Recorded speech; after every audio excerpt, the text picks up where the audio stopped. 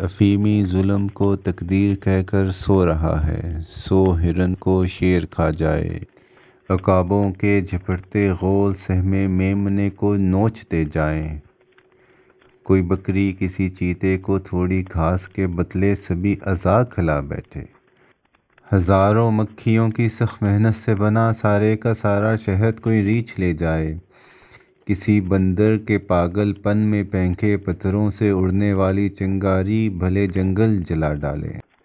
ہزاروں گھاس خوروں نے کئی دن سے گلوں کو خشک رکھا ہو۔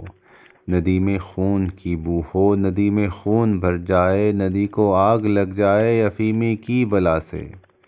یہ افیم ایسا نشہ ہے جس کا عادی نیند کو ہی مسئلوں کا حل سمجھتا ہے۔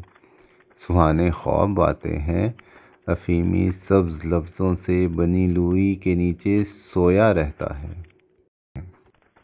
افیمی اینٹ بجری ریت سیمنٹ سے بنے جنگل کے غاروں میں مزے سے سویا رہتا ہے۔